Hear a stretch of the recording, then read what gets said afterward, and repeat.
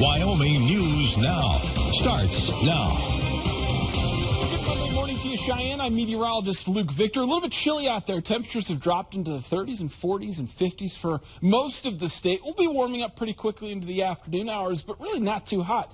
Pretty comfortable out there. We tap out into the mid-70s for Cheyenne. You can see those winds out of the north and the northeast will kind of usher in that drier and cooler air for much of the day today. Should hold on to lots of sunshine statewide, too. It's looking like a pretty gorgeous late September day looking to set up out there. We'll see mid to upper 70s for Casper, closing in on the 80-degree mark. Lots of sunshine as you make your way further to the north as well. Check out these temperatures, pretty much uniform across the state, too. A lot of folks going to be getting into the 70s. It's just kind of showing the very calm air mass that's settled over the area where we're not having to fight between the hot and the cold in spots, with those temperatures looking fairly comfortable out there. And not really expecting much change in the temperatures over the next week or so until we get to Friday. We'll talk some storm chances by the end of the week coming up. It looks like the weather will be perfect tonight for something special in the sky for the outer space lovers, professionals, and amateurs alike. Jupiter will be closer than usual on September 26th. According to NASA, this will be the nearest, largest planet in the solar system that has been to Earth in nearly 6 decades. Scientists say Jupiter will appear bigger and brighter because it will only be 367 million miles away. That's almost half the distance the planet is from the Earth as its farthest. Experts say the best place to get a view of Jupiter tonight will be a high elevated spot in a dark and dry area, or most of Wyoming. F.E. Warren Airmen celebrated Hispanic Heritage Month with a fiesta on Friday. This event not only recognized that the diversity service members bring to our military, but to Wyoming as well. Valeria Fugate was on base and shows us more. F.E. Warren service members celebrated Hispanic Heritage Month with a fiesta at Trails End Event Center on Friday.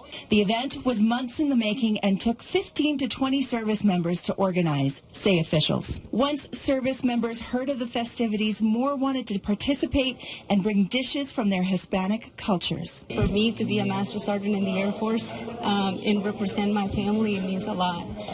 So to be able to share my culture along with other cultures. You know, the Air Force has just given me so many opportunities to learn from so many cultures. So for me, it's really important. And it makes me, as you can see, it makes me very emotional because it makes me happy. Countries represented by the food service members brought were from Mexico, Colombia, Venezuela, Guatemala, El Salvador, and Cuban-American service member Brandon Cintarro is thankful. To be able to share that culture with my peers and with the community is just very special to me, and it makes me feel grateful as an American that, you know, we have this diversity and that we can learn from each other and celebrate each other. In proper Hispanic and Latino fashion, food, music, dancing, family, and friends marked the occasion.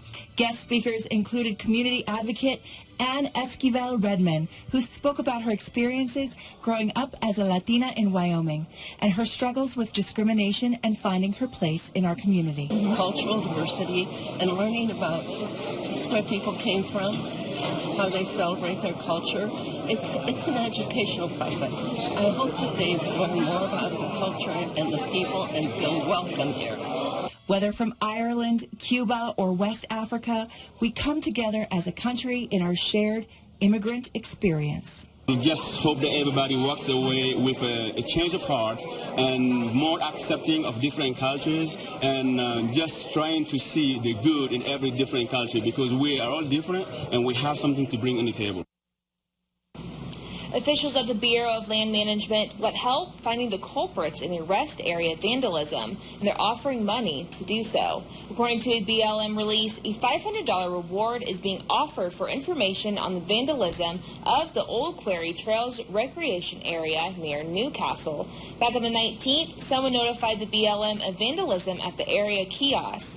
Officials found the glass and panel destroyed by multiple shotgun pellets and .22 caliber bullets. The kiosk had already been damaged over the summer in the same manner after being installed this past May. If you have any information, call the Newcastle Field office at 307-746-6600.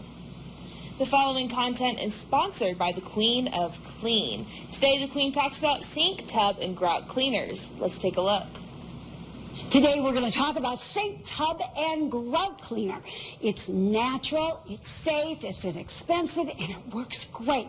I want to show you how to make it. Now, first of all, I've got 2 cups of baking soda in my bowl, and you'll need a bowl that will hold the 2 cups.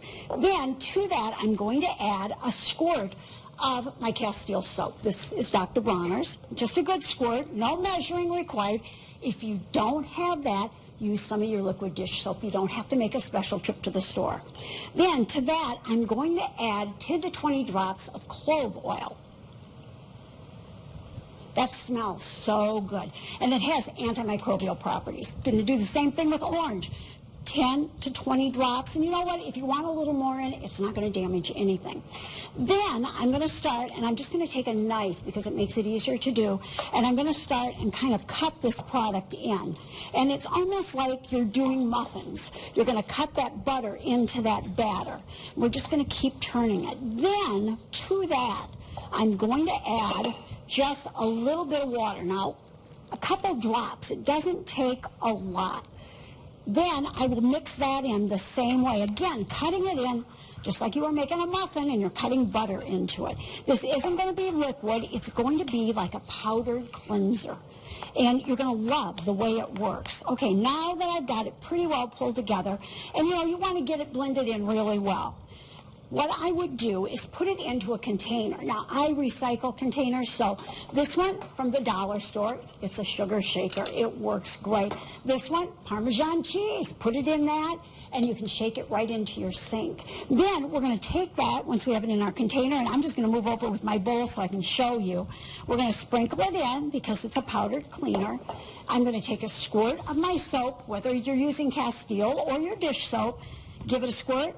Give it a drip of water. That's all you need. And then a scrubbing sponge. And we're just going to start, and we're going to scrub it in. Now, remember, you can use it on sinks, tub, tile, grout, in the kitchen, in the bathroom, pretty much anywhere. And you're just going to work it in, and the house smells so good when you're doing this. It just makes you feel like you've really cleaned something. And once you've done that, you're going to just simply turn your water on. You're going to give it a nice rinse. Everything's going to be clean, shiny, safe, sparkling, just like new. So that is your sink, tub, and grout cleaner. For more information, go to queenofclean.com. Thanks for talking dirty with the Queen of Clean. Wind, dinosaur bones, and of course, Casper News Now.